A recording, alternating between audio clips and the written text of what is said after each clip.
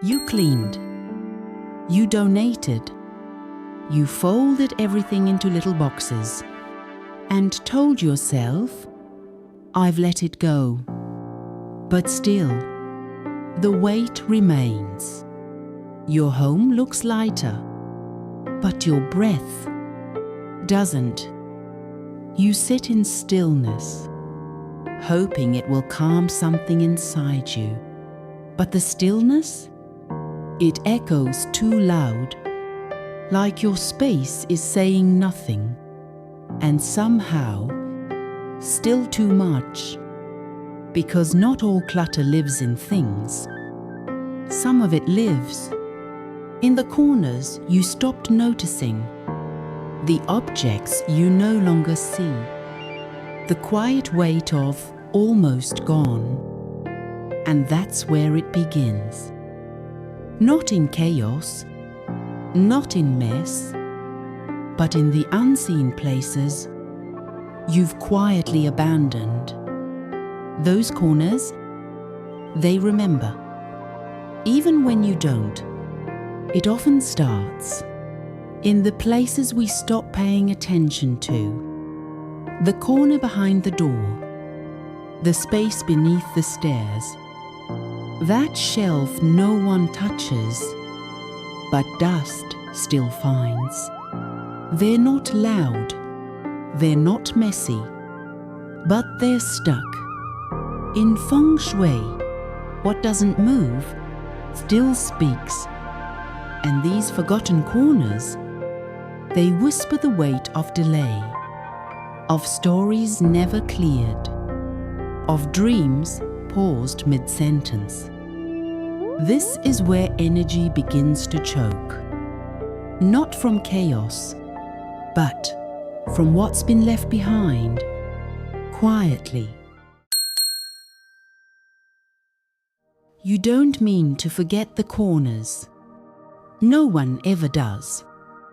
But somehow, they fall off the edge of your attention. You walk past them on the way to what matters. You don't look at them because they don't ask to be seen. But still, they wait. Dust gathers slowly, like silence that doesn't leave. Like a conversation that was never finished, because someone changed the subject. That clutter, it's not loud. It's not even ugly. It just stays. So maybe it's not the big messes that keep you stuck. Maybe it's the spaces you forgot you gave up on. The corners that stopped asking, the objects that learned to stay quiet, the breath you didn't know you stopped holding. But here's the truth. Energy doesn't wait for chaos to break. It responds to stillness just the same. So when a space has no voice, no purpose, no movement, it becomes something heavier than mess. It becomes memory. And memory, when left unmoved, turns into weight. But this is just the beginning. Because not all clutter hides in corners. Some of it stands in plain sight. Right under your hands. Right where your body rests. But your energy can't. And the longer it stays, the more it becomes a part of you. Because when you stop seeing something, it doesn't stop shaping you. Energy remembers the places we stop caring for, and it holds the weight of what we've put down without ever putting it to rest. In Feng Shui, a corner is never just a corner.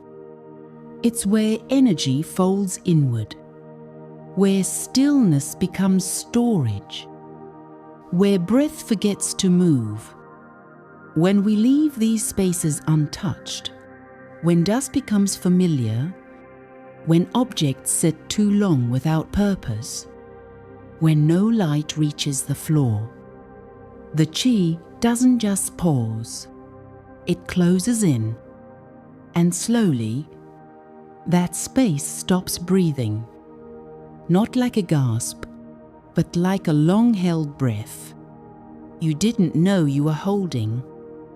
The air becomes dense, the walls stop echoing, and something inside you starts bracing. You tell yourself the room is clean, but your nervous system knows. It feels the gap, the block, the unfinished flow. Because energy has rhythm, and when it can't complete its circle, it spirals, it pools, it leaks into the quiet parts of your life where you're trying to feel light again. Clutter in a forgotten corner isn't just a pile of things. It's more like a sentence you meant to finish, but didn't. A drawer you half opened, then walked away from. A thought you pushed aside because you didn't have time to feel what it was asking. It sits there, still, but not silent, because energy, like memory, doesn't need noise to persist.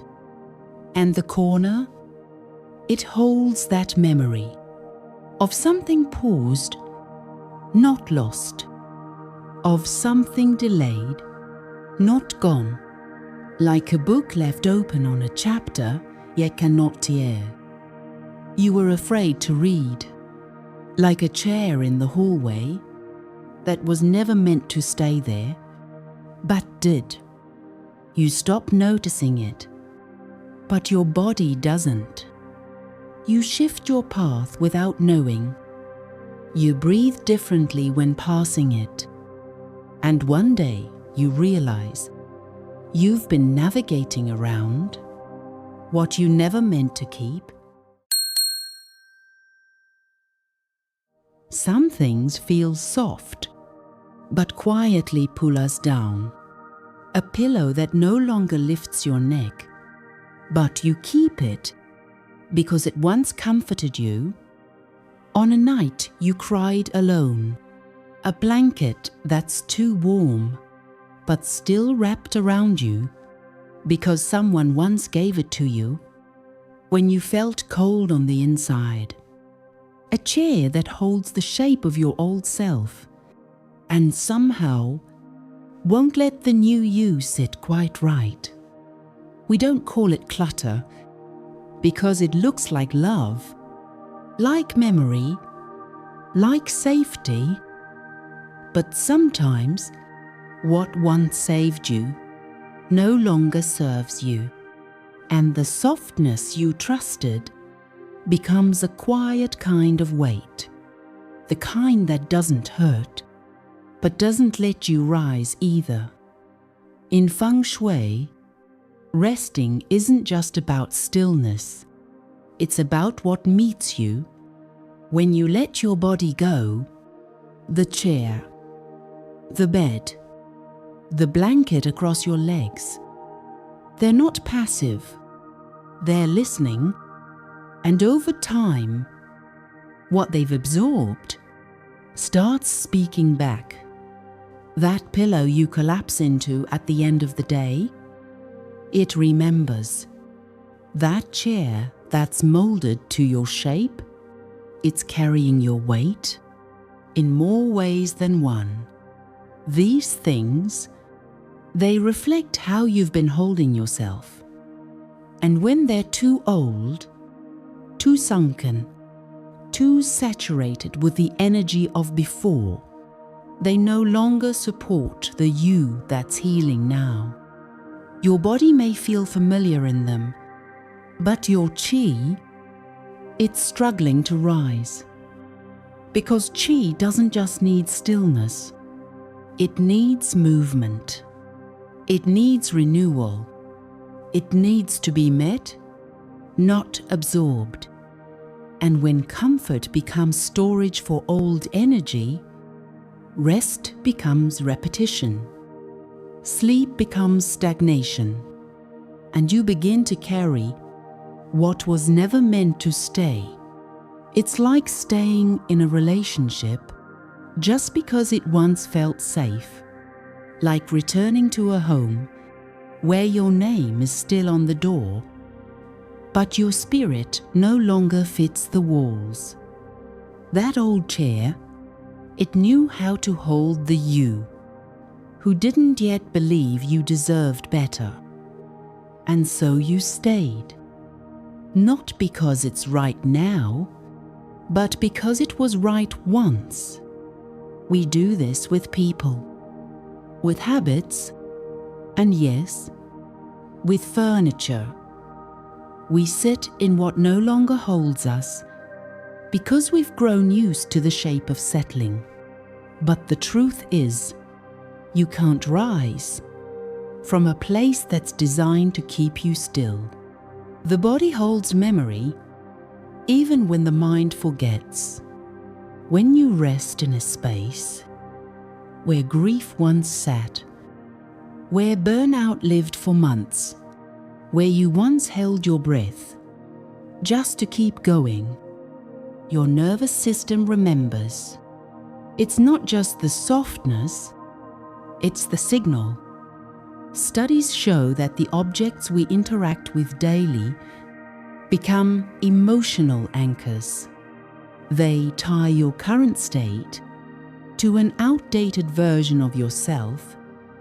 Without asking permission, you lie down, hoping for rest, but your system goes into recall. Not sleep, not renewal, but a loop of silent tension. Your body has been practicing for years. This is why change feels hard, because part of you is still trying to heal in an environment where the wound was never named. So maybe it's time to ask the soft things. Are you still supporting who I am, or just who I used to be? Because in healing, even comfort must evolve. And sometimes, the most loving thing you can do for your body is to let go of what once held it well. There. But not all clutter sits beneath you. Some of it lives above, on walls, on hangers, in things that sway when nothing else is moving, and they speak too. Some things never land. They hang, they float, they linger, long after they've lost meaning. Like a coat you never wear, but still hangs near the door. Like wind chimes that haven't sung in years. Like a curtain that never opens, but blocks the morning anyway.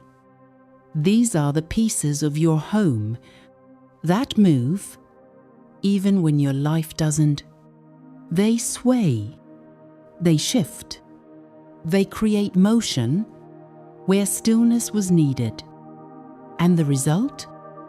Your energy forgets where to settle. In Feng Shui, objects that hang, without grounding, without purpose, create energetic static. They disrupt the natural flow of qi, confusing the rhythm of up and down, rest and rise. Curtains that block light. Clothes you no longer wear. Decor that spins in every breeze. They keep your space in motion, but not in movement. It's like energetic noise, always there, always shifting, never allowing the space to truly exhale. And when energy floats, without direction, you feel it in your thoughts, in your tension, in your inability to land. It's like being in a conversation where someone keeps changing the subject. You can't settle. You can't go deep. You're pulled into something shallow again. That's what hanging clutter does. It pulls your senses into low-level alert, like a whisper that never stops, like eyes that keep searching but don't know what for. You stop noticing the movement, but your mind doesn't. It keeps tracking, keeps adjusting, and it leaves you just a little more tired than you should be.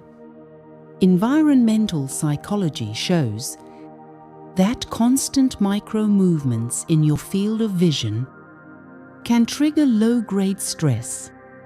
Not panic, not alarm, just the kind of tension that makes deep focus harder, that keeps your nervous system scanning instead of resting. Even visual noise, especially the kind that blends in, can tax your clarity over time. Your brain doesn't just see, it interacts, it responds. And when it keeps responding to things that don't belong anymore, your energy stays fragmented. So maybe the question isn't, does this still look good here?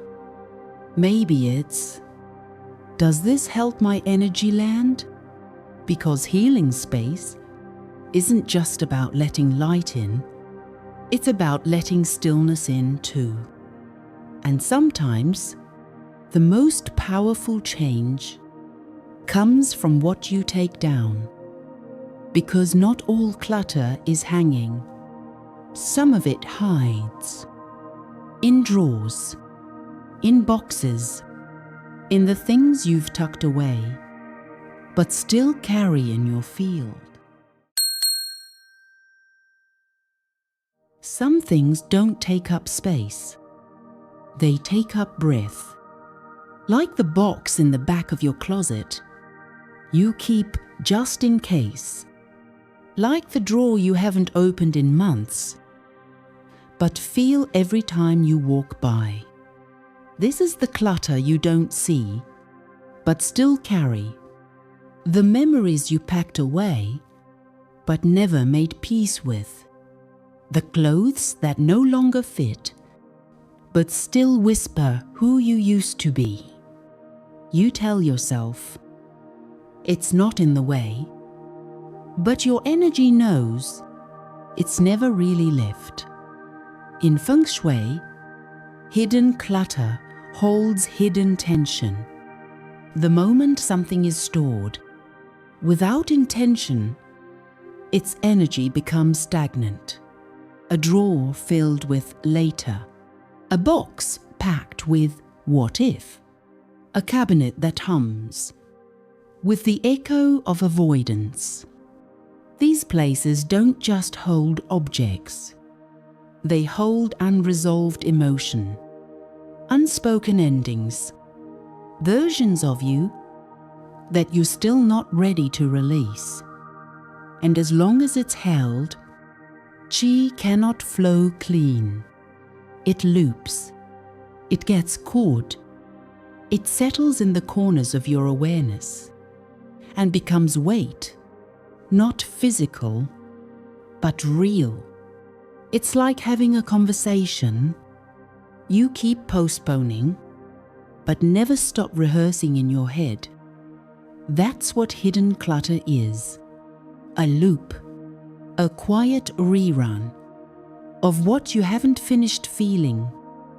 You're not touching it, but it's touching you. It shapes your decisions. It slows your movement. It ties invisible threads, one ESOUSO, from one drawer to your sense of peace. And every time you say, "I'll deal with that later," you make a silent agreement to carry it one more day. Studies in somatic psychology show that the brain links location with unresolved emotion, which means that drawer you avoid, your nervous system doesn't. It remembers, it adjusts, it subtly contracts every time you get close. Even unopened storage can keep the body in a low state of vigilance because your energy knows what you're not ready to release. And energy held too long hardens, becomes emotional scar tissue, invisible but felt, in the way you move, decide, and breathe. So maybe the drawer isn't just a drawer. Maybe it's a boundary you haven't dared to cross. A box isn't just a box. It's a page you never turned, a goodbye you never said. And the healing doesn't come from throwing everything away, but from asking, "Am I ready to let this go for good?" Because freedom doesn't come when the space is empty. It comes when the energy is no longer tied. But some clutter isn't even in your drawers. It's in plain sight, disguised as beauty, as decor, as things you love, but that no longer love you back. Not all clutter looks messy. Some of it looks like love. Like a photo you don't look at anymore, but still dust. A vase that holds no flowers, but holds a memory you're not ready to rearrange. A gift you didn't choose, but feel too guilty to let go. These are the things, that sit in the open, but carry the weight of what's unspoken. They shine, they sparkle, they match the room, but your energy knows they don't match you anymore. In Feng Shui, objects in plain sight are the loudest carriers of energy. They speak every time you walk by, every time your eyes land, every time your heart remembers. When these objects no longer align with your current self, they don't just decorate the room, they confuse the chi. It's like a conversation between the past and the present happening on your bookshelf without your consent. And that kind of energetic noise makes it harder for new energy to enter. Because beauty without resonance becomes distortion. It's like listening to your favorite song on repeat, long after the meaning has changed. The melody is still there, but your body reacts differently now. You flinch at the chorus. You skip the part that used to feel like home. That's what emotional clutter does. It holds you in a moment you've already grown beyond. And the more you keep it close, the harder it is to hear what your life is really asking for next. Neuroscience shows that visual stimuli with emotional memory can subtly hijack your focus and mood. Even small objects with unresolved emotional ties activate micro-associations, keeping you mentally tethered to outdated identities. Your brain doesn't just see a souvenir, it relives what it meant, what it should have meant, what it never became.